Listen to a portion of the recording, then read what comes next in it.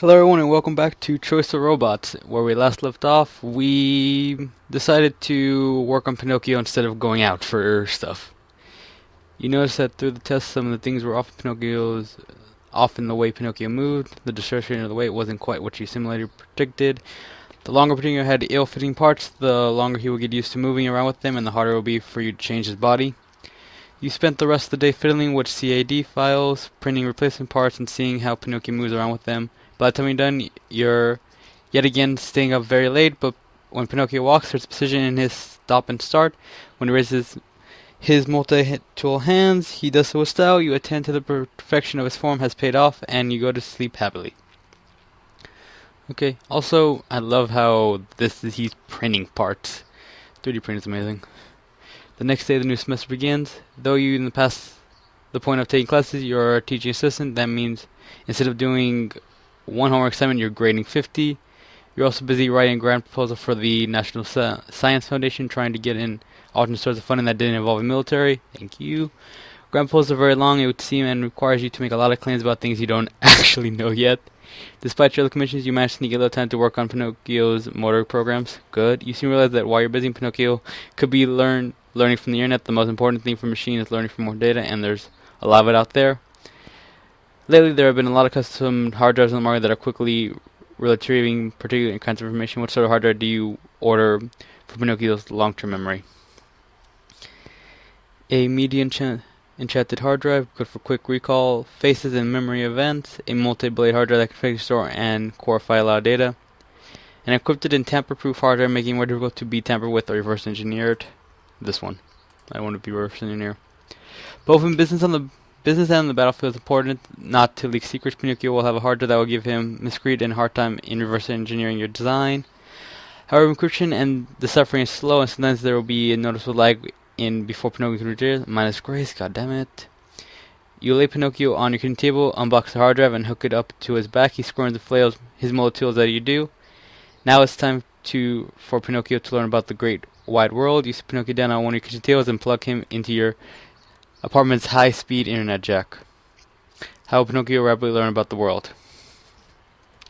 He will travel the internet randomly, devouring what information he finds most interesting. He watches a lot of television programs and movies from the internet fast forward. He undergoes a classic K-12 educational curriculum. He will quickly play all past the giant octopus of interactive fiction games. Let's send him through education.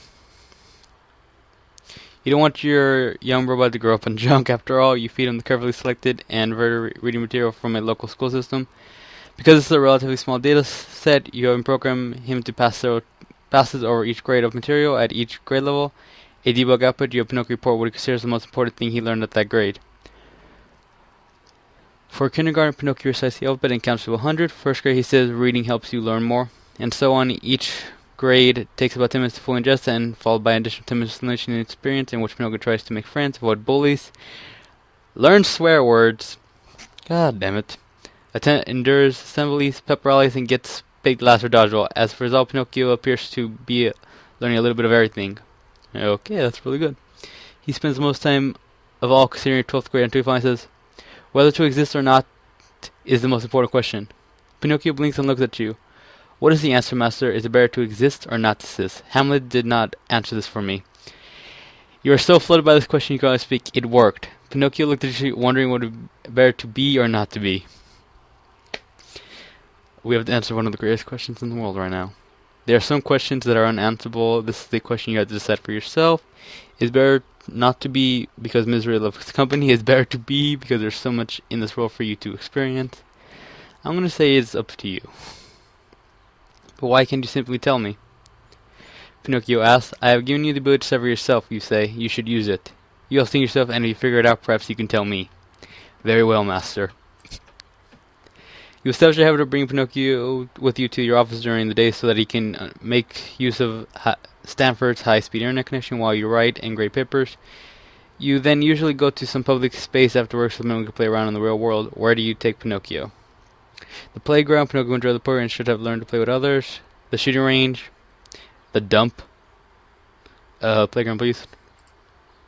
Pinocchio loves the playground and he lets out a robot tree of glow when he first learns to kick his legs to to swing higher and higher. The other parents at the playground are somewhat divided about what to think about Pinocchio. On one hand, you have the parents who are in the tech industry and who are very often decided to have their children interact with robots. They surprised to see a robot like Pinocchio, but maybe not as surprised as they should be. Maybe they just worded by Wired articles in popular press, making it seem like Pinocchio was possible 10 years ago. On the other hand, some people see it as just one of many things they don't quite understand. The kids really don't seem to care what the parents think. You got the kids who cry when the parents shove them towards Pinocchio, and the kids who want to stay there when their parents pulled them away. You can't really predict who was going to like Pinocchio and who wouldn't. But Pinocchio seems to learn and pick himself quiz, and sometimes he says goodbye before the kid has even turned to run. You finish your grammar proposal for the National Science Foundation, promising a robot that will be able to understand human emotion better than your robot before. A few weeks later, you receive another in your inbox. After performing many excellent applications this year, encouraging you to apply again. So that sounds like an automatic reply. The encourage you find many of the reviews talking about your advisor instead of you. Some of them barely seem literate, whereas others seem irritated but just don't pay attention to what you wrote. The one thing that strikes you as directly aimed at you, though, is one of the few articles essentially saying that your work could be more focused. You're interested in too many things at once. Science is the study of a very specific problem to death. It seems like your robot wants to do everything. You close your email client and sign. You're in the office. Pinocchio is sitting in your every absent office mate's chair with his eyes closed into the information flowing through his ether cable. Do you want to do and try everything, Pinocchio?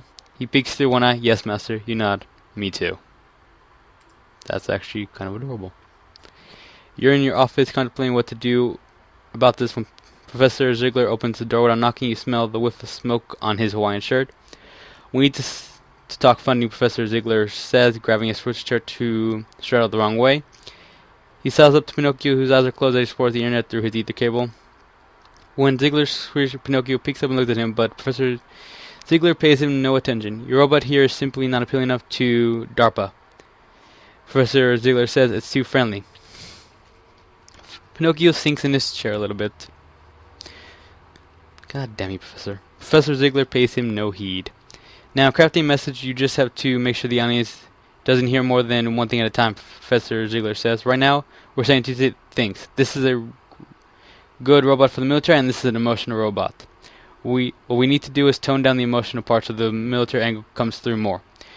You might think we need more military. We actually just need it to be less emotional. Very easy. You're asking me to reduce Pinocchio's empathy from 15 to 5. No way, not happening. I suppose if it's the only way I can improve education, I'll do it. Can't I just turn his arm into a gun or something? We don't want a war bot. Professor Ziegler recognizes your privileged students are all the same. You think it's for benefit, but someone's paying your salary at the end of the day. All this has a price. He storms at the door, not borrowed to shut it on his way out. I hope you appreciate that, you tell Pinocchio. I don't think I feel something called relief, Pinocchio says, but you don't. Now, near the end of the semester, you notice a note on your office phone. You're not really sure how long the light has been blinking. You don't really think about the landlines anymore. You find the department webpage that describes how to check your voicemail, reset the pin that you apparently chose when you first started grad school here, and listen. Wow. Of course. Hey Darren, this is Mark over at sfchronicles.com. I heard you have an interesting robot that you may have been taking to the park, and I'd love to story about it. Give me a call back. This is the number and message in. So we have a reporter here. You glance over at Pinocchio, who is seated at the desk of your hypothetical all but discreet office mate whom you have never seen. Pinocchio is looking at the land phone with interest. Who is service says SF.com is registered to the San Francisco Chronicle, said Pinocchio. The San Francisco Chronicle is a paper that started in website in 1994, 24th in its natural circulation. He looks at you with interest. Mark is a reporter. Shouldn't you be studying? You point towards the keyboard running out of his back. Bayesian reasons over publication rates suggest reporter's full name is Mark Ali. Pinocchio said with his eyes closed. Mark's articles with mostly social media, like How I Learned to Stop Worrying and Love DARP, an article about DARP's Arco explains that DARP stands for Defense Advanced Research Project Agency. He hesitates for a moment. Aforementioned Arco appears to be a contradicting title. Reporter doesn't not seem to have stopped worrying. Adjustments too blind to nourish DARPA and projects crazy, overwhelming, imperialistic. Overall sentiment, Alex, is negative. Thank you, Pinocchio. You say. You look the guy up on your phone. The picture you find of a stubby, young Egyptian man with tousled black hair, hipster glasses, cigar between his teeth is probably outdated, but the disrespect for authority of the man is probably timeless. So, full blast hippie here. And I wonder if they specifically chose an Egyptian man for that first page where it asks you, like the one of them is you're showing respect to Anubis or something. You admit a part of you always wanted to be famous, but you suspect this reporter has done his homework about your advisor. He may already have an intended angle for the story. Still, nobody on this planet has a robot as amazing as yours. It's time to tell the world about him. You play back the match a few times, mulling over it. Pinocchio must stay in my apartment for now. No way. Me is a distraction. Continue to... No, let's call him back instead of the interview. Mark, hi, it's Darwin. I think I have a story for you. The camera's eye. Also, didn't we get an achievement somewhere? Discuss Hamlet's age-old question with your robot. You can finish chapter 7 with no other achievements. Well, I failed that one. Turn to game. A few days later, you're sitting in a dive bar in San Francisco Missions District with Mark, a somewhat scruffy young reporter in a leather jacket. Mark has Mediterranean features, wiry black hair, ample beard stubs. He takes a deep pull of one of his artificial cigarettes that deliver all the nicotine without none of the illegal smoke. Then opens up a cheap Chromebook that looks about 10 years old and starts typing furiously. The place smells of folk that never quite came out of the retro upholstered furniture. It's the afternoon, so the place is mostly empty for the two dedicated drunks and you two. Thanks for coming, Mark says as he's typing something different about the atmosphere of the bar. You'd be surprised how many people insist on just answering via email, but that's bullshit reporting. It's like trying to sell a public car, a car you've only seen in picture. To find the truth, you have to kick the tires. You gotta look them in the eye. He looks you in the eye. Of course he does. Like right now, I can basically tell you're a nice guy, he says, going back typing. You're trying to do right by people.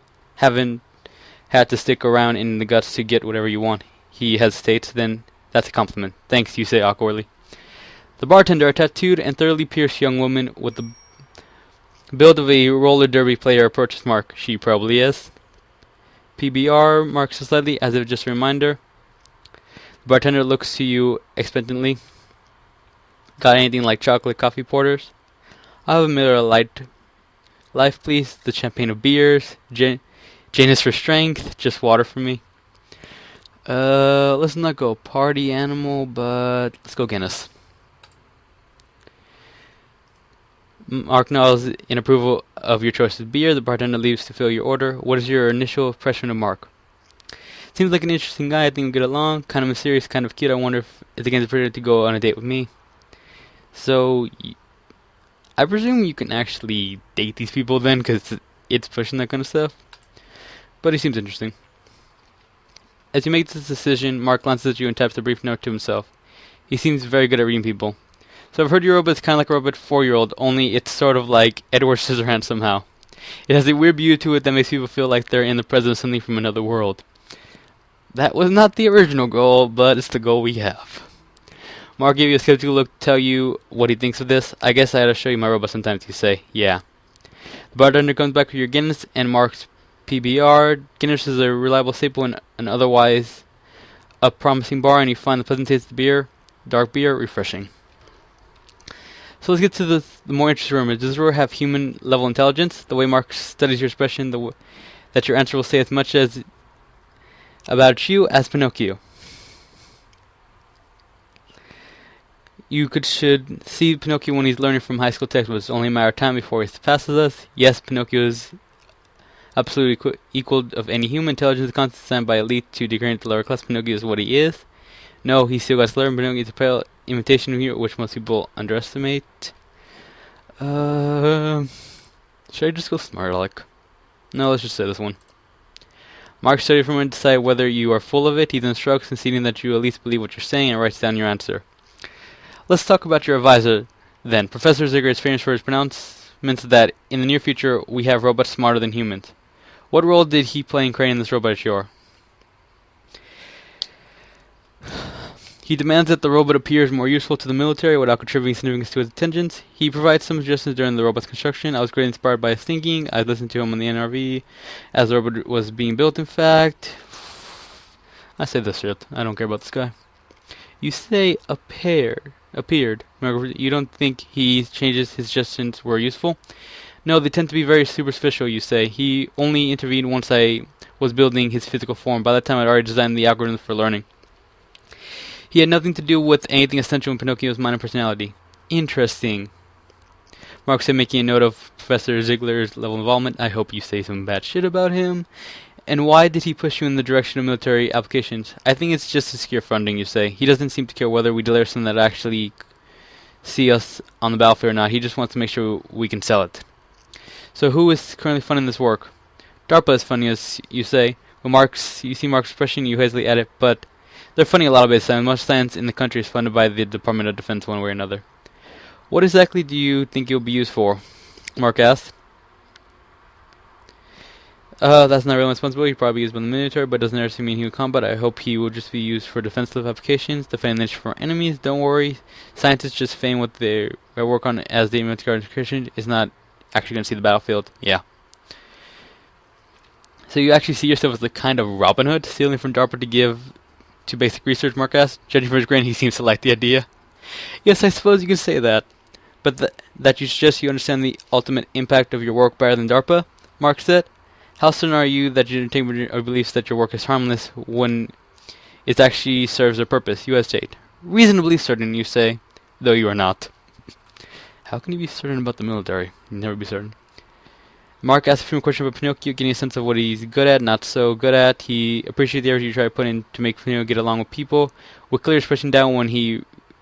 Last question. Will you allow us to send a photographer to take over your robot?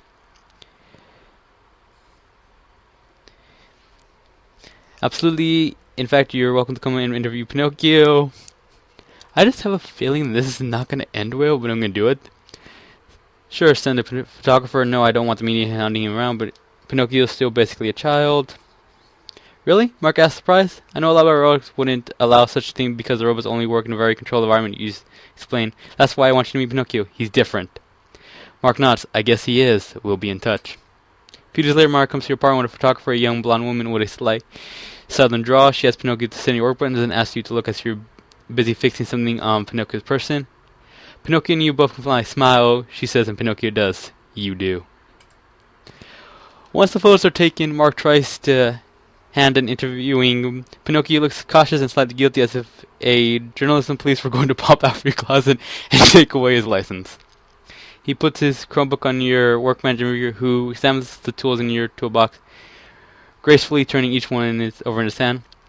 So, Pinocchio, Mark coughs uncomfortably. What is it like being a robot? People seem frightened of me, Pinocchio said after some thought. Why do you suppose that is? Mark asked. I think it's irrational, Pinocchio said, lifting his multi-tool hand in a shrug.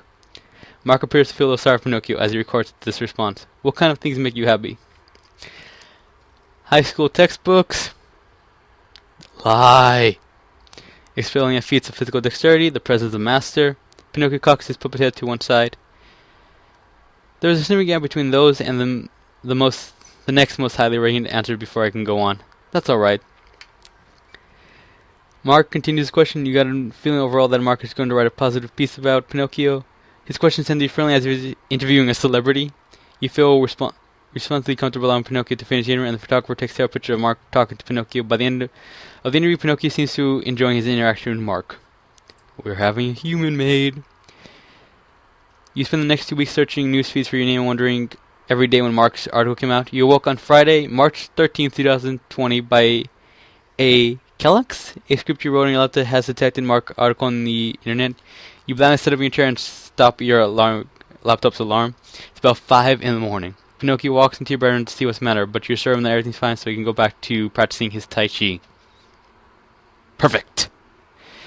The article makes The homepage of San Francisco Chronicles. Stanford student makes robot as intelligent as human is a rather pleasing title. The article tells the story of how you managed Pinnochio with hardly any help from Professor Ziegler. Yes! And how you have a close, almost parental bond with Pinocchio. The error is uncanny grace compared to Pinocchio's delicate movements to that of a dancer. With selective use of the quotes from community, the article portrays you as an essentially good person, obviously driven by goals feelers would completely understand. The article concludes with an article from EJ. Darwin is a dreamer, he said. I'll bet one who's very good at making his dreams come true. So we just got some fame. And we're a celebrity. What's that say on the other side? Let's see here. Celebrity. Mark wrote a positive article about you. Okay. What do you do now? Share the article with a friend and family via social media. Let's show Pinocchio. Pinocchio might be care. Pinocchio. Pinocchio walks by your room and shows him the article. It's about me. Pinocchio said, cocking his head to one side. Yes. It says I'm intelligent as a human, Pinocchio said. Yes, that's what I think. Pinocchio nods himself, and you can tell that this is bolstering his self-confidence. You briefly check the internet for more posts about the article. You find that the story has been picked up within the first few hours of multitude of bloggers, all striving to be the first to comment on the article. You guessed that at least 9 different bloggers who already written a second-hand piece about you and Pinocchio, and they're running the gamut for people hoping that your technology will save you, man, who have barely condemned you for creating technology that could have been used for war. Oddly, not one of them has tried to get in touch with you. EJ is calling you via video chat when you pick up. Hey, he said he looks like he's at work. He's wearing a blue button-down shirt with a red bow tie and red suspenders. In the background you see blueprints and sketches of robots drawn in Japanese manga style. You didn't realize he worked for a computer company. Congratulations on the article. You must be really proud.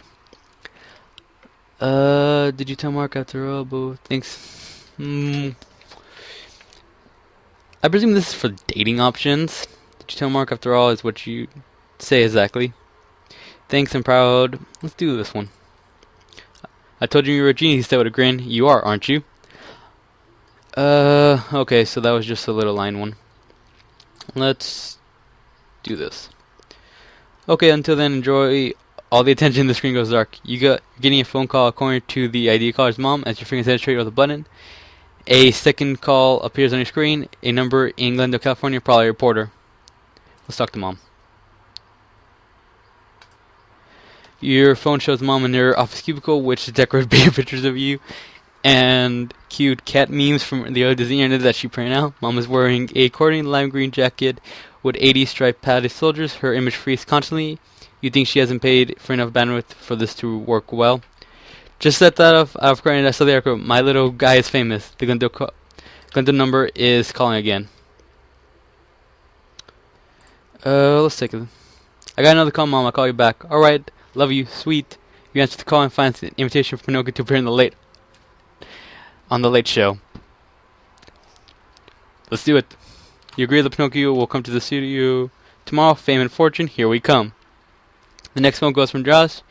He must be using a new video phone because his image is crisp and popping with color. Well, it's for as dark as we're, and his gray hoodie can pop with color. Well,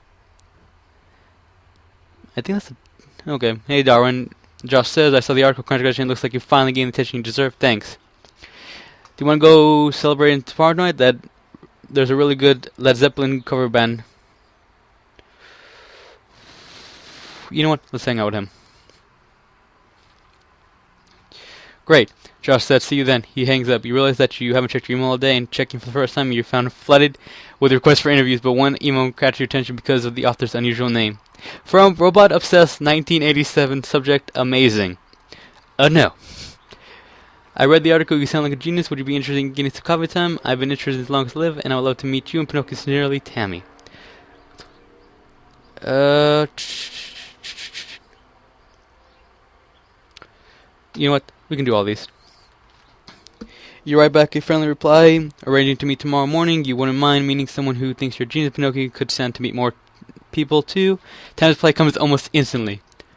I'm gonna regret this one. Agreed to the meeting and peppering you with questions about you and Pinocchio. Not having time, you promise to have more time to talk tomorrow. You check on your phone. You probably should get something before you meet with Professor Ziegler.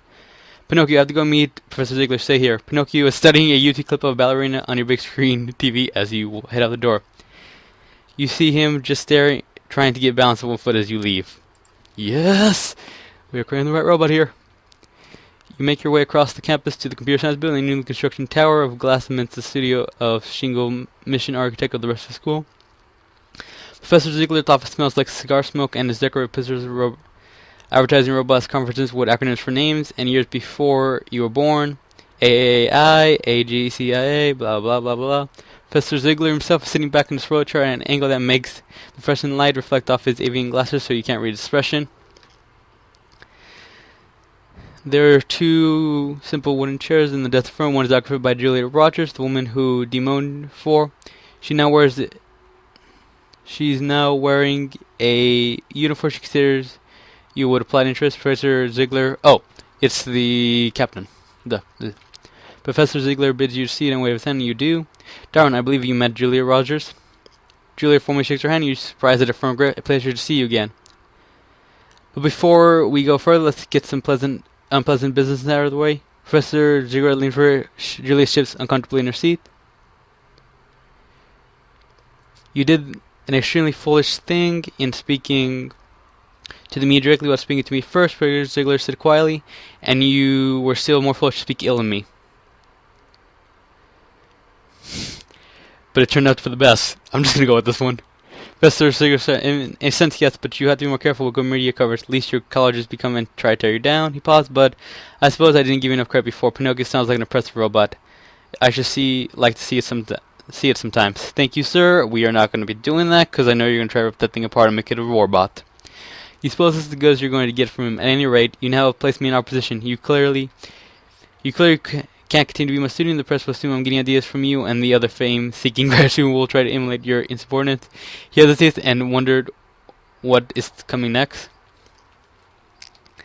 I regret to inform you that you will be no longer working in the lab. So, we just got fired. You momentarily stunned. I can no longer want you as my student, Professor Ziegler said. I'm letting you go.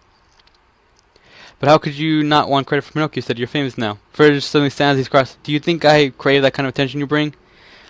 You carry everything for your own reputation, nothing from my mind. My next advisor. You have no next advisor. Do you think I'll write you a letter of recommendation after this? You answer because you're being kicked out of grad school. You look at her, but she won't meet your gaze. Whatever she expected to have happen to me is probably not going to happen now. You leave without another word. You take the 2-hour flight down to Glendale for a tap of the late night show. It's mostly of the show a fake background of LA City at night to hide the fact that they're taping in the afternoon. A random potted palm tree, a genuine old white man in a suit, streaming internet. Has nothing changed the basic equation much? What do you suggest you do during the talk? Make predictions about the future. Sing a song. Let's make them fun. A gentle string section accompanies starts with the house speaker. Pinocchio gently wobbles. When you wish upon a star, it strikes you that the song is from Pinocchio. Yes!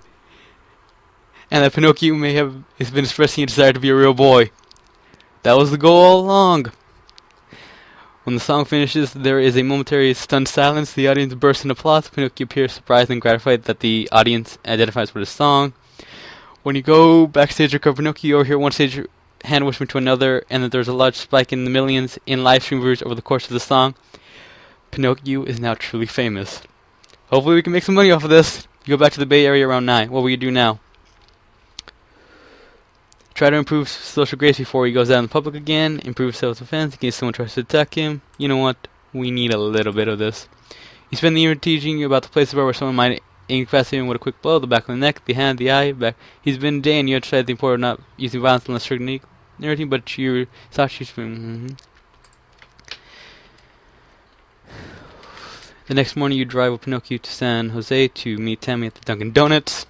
Of course, Dunkin' Donuts. Tam is a very thin woman with wild blonde hair who couldn't seem to stop drumming her fingers and shaking her leg under the table. As you enter, she turns to you quickly, startled, but as you arrive, she breaks out into a broad smile and waves slightly to an opposite chair. You oblige and Tammy takes a seat. Pinocchio drags a child booster seat next to you and situated himself there. Thank you for coming, Tammy says, and for bringing Pinocchio. No problem, you said Pinocchio. Pinocchio, say hello. Hello. Pinocchio says. You can tell that this has an effect on Tammy. She seems delighted by Pinocchio's natural charm and grace. Hello, Pinocchio, Tammy says softly. He's beautiful, Tammy said. She suddenly turns to you. You're beautiful, she said, stammering suddenly. How do you feel about it? She's a loner like me, da-da-da-da-da.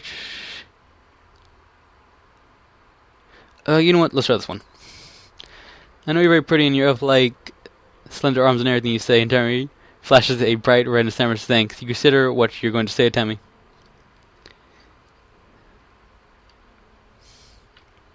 Let's do this one. At your encouragement, Tammy starts blabbering enthusiastically. Tammy tells you and Pinocchio that she's been working as a mechanical engineer for a government contractor that produces autonomous drones for the government. Sorry. Just cleared secret, nothing major. She said as if this level of access to classified information was not a big deal. But her clearance puts her in an awkward middle ground where she just knew enough to make her paranoid about the government intent for usage of it, but could not believe that they would be put to some bad use, that she could not talk about it. She swears, I forgot to turn my phone off. Please turn off your cell phone if you have it on it. I'm not saying anything classified, but just in case. Let's go, sure, why not? You oblige time by reaching your pocket and power down your phone. Tammy can tell you don't believe her, can tell that you don't believe her, but it seems relieved that you're willing to at least go along with it.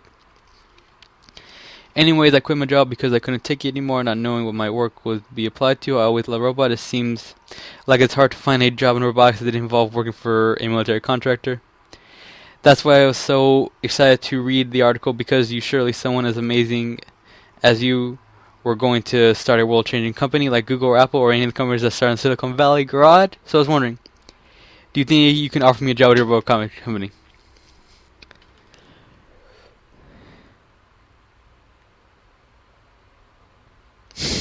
I think that might be a conflict of interest because I like to go out at night. If I do another run of this, I'm going to try to date her, because this girl seems funny as fuck. That's what I'll do. I'll start a robot company, and you'll be my first employee. What will you call your company? Goldberg Tech, Darwin's Universal Singularity, Pinocchio Works. That name is perfect. It'll be called Pinocchio Works, you tell Tammy. Tammy looks excited at the prospect. Oh, thank you so much. When do we start? Soonish. I'll let you know. Oh, thank you so much. She nearly moves to tears. Having gone this way, do you want to ask Tammy out? Let's go with it. Tammy looks momentarily stunned at the prospect. Really? Really? A broad grin breaks on her first. Yes, of course. After some good, you plan to go see a remastered version of Blade Runner with Tammy at an indie theater. Tammy turns to be a big Philip K. Dick fan. You cancel your plans to go to the Monster Truck with Josh. He seems disappointed, and when he adds, but I guess I should be working tonight, you feel a little bad for him. Oh, god damn it. We had the plans for him. Having bested Tammy's dirty long enough, you bid her farewell. That afternoon you glance outside your window and see Tammy stalking behind a hedge across the street as if she is casting your place. But she cuts out of you and pretends to pick up something from the ground, but puts her and whistles as she calls you at the start of the engine and drives away. Well, fuck. She works for the military still. That night you go to Blade Runner show with Tammy. You tell her she enjoyed the noir science fiction. She seeks the word of Vanna Canu's test to separate robots from people. Halfway through the movie, Tammy grabs a hold of your hand. Let her hold your hand. You decide to hold that hand is alright. After the movie, you drive Tammy. It's a one tiny story in diary of nude paint job. Someone's loud rapping music to you as far away they recede. Hey, Tammy says, still in the car next to you. This might be kind of crazy and something, but do you want to come inside for a drink? You know what? I'm going to stop here. But I think I'm going to say absolutely.